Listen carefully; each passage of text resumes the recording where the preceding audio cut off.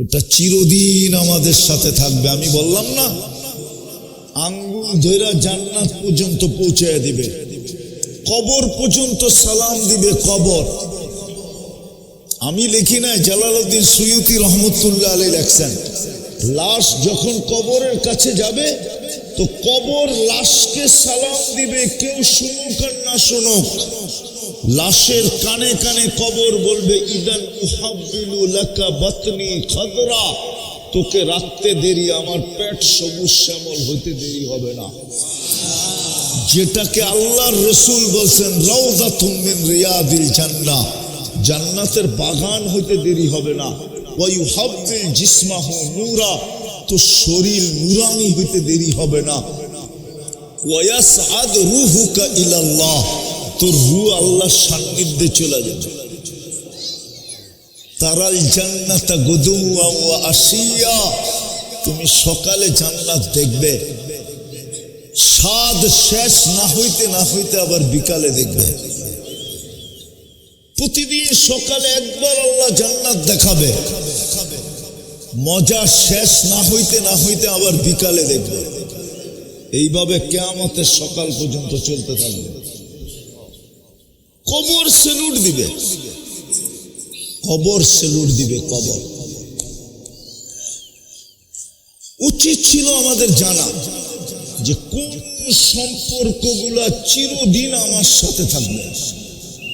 দুনিয়ার সব সম্পর্কই তো ছেদ হয়ে যাবে, সত্য এটাই।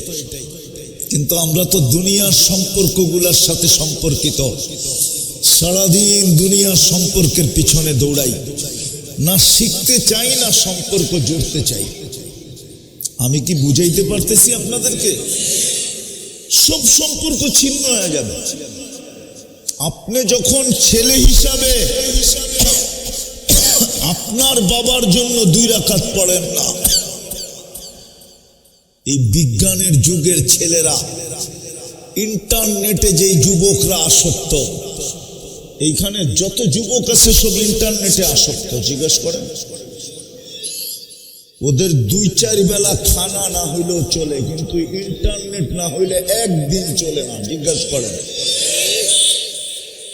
ওদের যদি ইন্টারনেট না থাকে, আমি তো বলি আজকে যদি দুনিয়ার থেকে ইন্টারনেট বিলুপ্ত হয়ে যায়, তাইলে কালকেই দেখবেন হাজার হাজার আমাদের ঘরের ছেলেরা আত্মহত্যা করে ফেলবে। ওরা এরকম ইন্টারনেটে আসক্ত। জিজ্ঞাসা করেন ওদেরকে, ওদের মা বাবা মরে গেল, ওদের কোনো দ্বিধা নাই, কিন্তু ইন্টারনেট যেন বন্ধ না হয়। ইন্টারনেট বন্ধ হইলে ওরা জান দিয়া দিবে। জিজ্ঞাসা করেন, ওদের জানে ইন্টারনেট। হ্যাঁ, ওরা আমার কথা একমত হবে না, হয়তো একমত না 2 মত। হ্যাঁ, ইন্টারনেট আসক্ত, ওরা আসক্ত। মাদকে আর কতটুকু আসক্ত? এর চেয়ে 100 কোটি গুণ বেশি আসক্ত হইল আমার যুবকরা ইন্টারনেটে।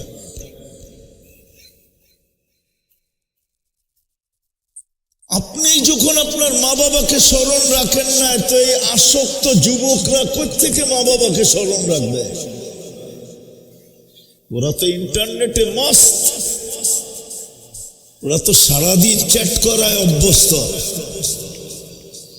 সারাদিন ইন্টারনেটে মেসেজ পাঠাইতে অভ্যস্ত, সারাদিন একজনের সাথে আরেকজনে ইন্টারনেটে কথা কইতে অভ্যস্ত। ওরা তো ইন্টারনেটে আসক্ত। ওরা রাত্রেও ঘুমায় এয়ারফোন কানের ভিতরে ঢুকে। জিজ্ঞেস করেন, ঠিক না? হ্যাঁ, ওরা কোত্থেকে মা বাবার জন্য দোয়া করবে? আর শিখেও তো নয়, আমার সমাজ তো শিখে নাই। এই জন্য আমার কথা শুরুটা ছিল, অচিরেই সমস্ত সম্পর্ক ছিন্ন হয়ে যাবে। উচিত শিক্ষা কোন সম্পর্কগুলো আমাদের থেকে ছিন্ন হবে না, আমাদের আঙ্গুল ধরে জান্নাত পর্যন্ত পৌঁছায় যাবে। বোলার মানুষ রাগ হয়েন না, লালমোহনের মানুষ রাগ হয়েন না, কিয়ামতের দিন যেন আল্লাহকে বলতে না হয়, জান্নাত দেখায় যেন বলতে না হয় আর রাযীতুম বিল হায়াতিদ দুনিয়া। ও বলার মানুষ, তুই পাইলেই কি পাইছিস? বলা তো এখন বাংলাদেশের থেকে বিচ্ছিন্ন না, বিচ্ছিন্ন না, বিচ্ছিন্ন বোঝেন? পৃথক, ঠিক না? চতুর্দিকে কি নদী?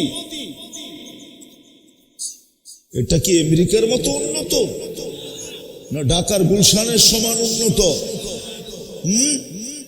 না বারিধারা, না বসুন্ধরা, না ধানমন্ডি, না বনানী, না উত্তরা, এরকমও তো উন্নত না। শুধু একটাই তো রাস্তা পাইছেন, ঠিক না? ইলিশার থেকে নিয়ে শেষ মাথা পর্যন্ত একটাই তো বলার রাস্তা। হ্যাঁ, লম্বা লম্বা একটা রাস্তা বানায় ছেড়ে দিছে, ঠিক না? সত্য তো? কি পাইছি দুনিয়ার বলে? কি পাইলাম দুনিয়ার? বুঝলাম আমেরিকা আল্লাহ ভুলে গেছে, ও আমেরিকা পাইছে দুনিয়ার সবচেয়ে উন্নত।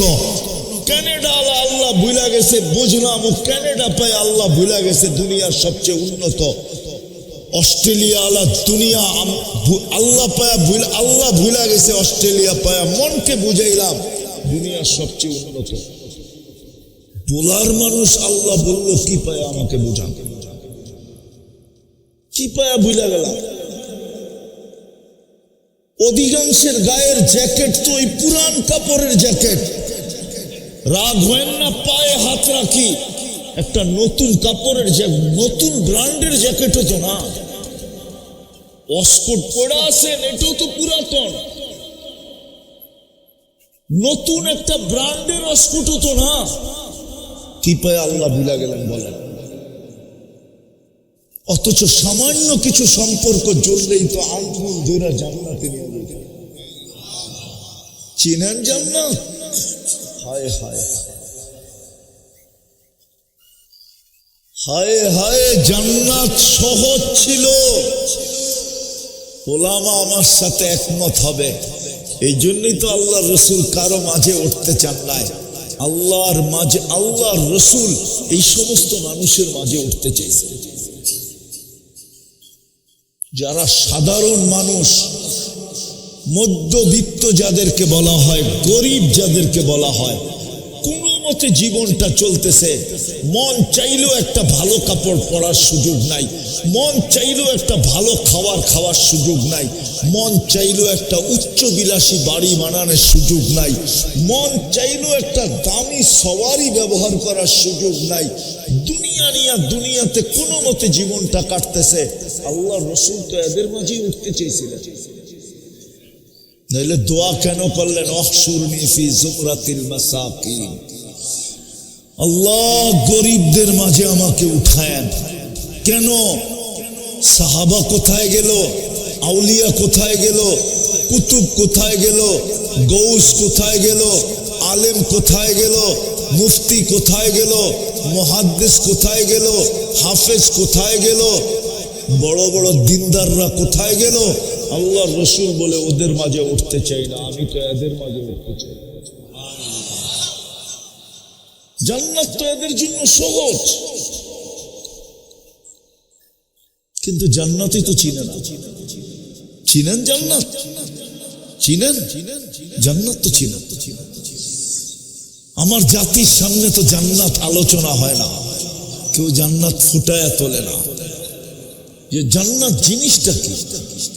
আমার যুবকরা তো জান্নাত চিনে না। আমার বিশ্বাস, আমার যুবকদেরকে যদি জান্নাত চিনানো হইতো তো আমার যুবকরা কোনোদিন ইন্টারনেটে আসক্ত হতো না, বরং জান্নাতে আসক্ত হতো। আমার যুবকরা কোনোদিন 14 তারিখে ভালোবাসার ডেতে আসক্ত হতো না, আমার যুবকরা জান্নাতে আসক্ত হতো। আমার যুবকরা কোনোদিন 31st নাইট করতো না, ওরা তো জান্নাতে আসক্ত হতো, জান্নাতের জন্য পাগল হতো। আমার সমাজ তো যুবকদেরকে জান্নাত চিনায় না।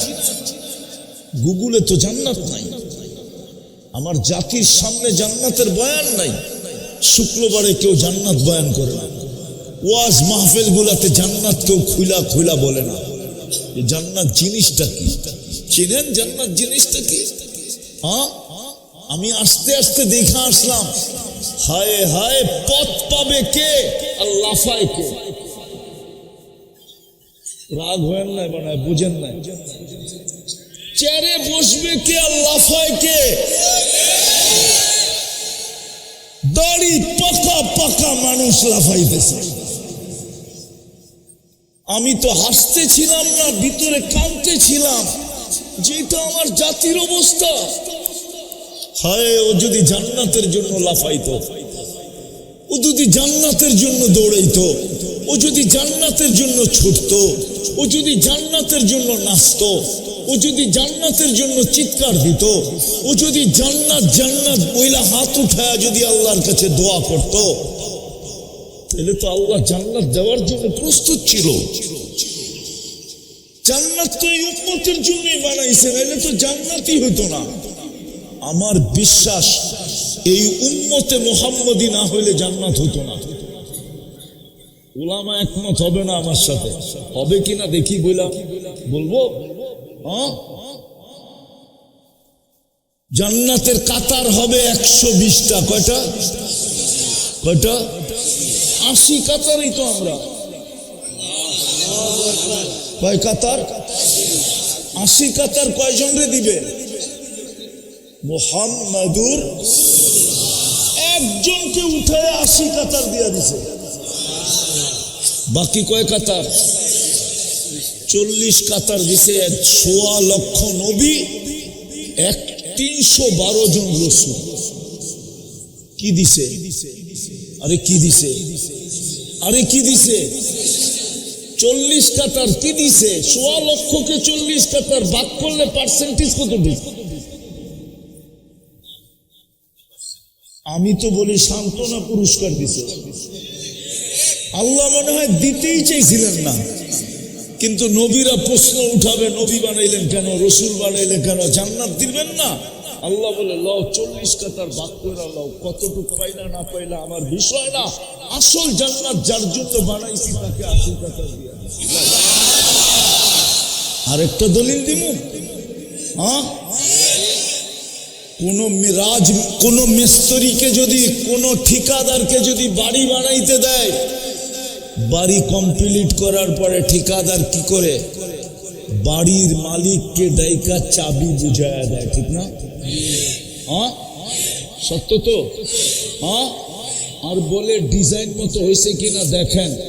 চাবি বুঝা নেওয়ার পরে কিন্তু কোনো কমপ্লেইন চলবে না, ঠিক না? হ্যাঁ, জান্নাত বানানোর পরে আল্লাহ কাউকে ডাকেন নাই। 313 জন রসুল, কাউকে ডাকেন নাই, শুধু বন্ধুকে ডাকছেন। 1.25 লক্ষ নবীর মধ্যে কাউকে ডাকেন নাই। বলছে, বন্ধু জান্নাত আপনার জন্য, আপনার উম্মতের জন্য কমপ্লিট হয়ে গেছে, নিজে চোখে দেখা ওকে করে দেন, চাবি বুঝা নেন, পরে কমপ্লেইন করলে কিন্তু চলবে না। শুধু আমাদের নবীজিকে নিয়ে দেখা দিয়েছেন। দেখেন, এইটাই তো প্রমাণ করে জান্নাত আমাদের জন্য। আর কি প্রমাণ দিব? কি উলামা প্রমাণ যথেষ্ট হয় না? যুক্তিতে মিলে না? না, মনে হয় অনেকের চেহারায় দেখা যায় যে যুক্তিতে মিলে না। নাইলে ওনাকে নিলেন না কেন, আর কাউকে নিলেন না কেন? আরো তো 3 জন কিতাবদারি রসুল আছে, আরো তো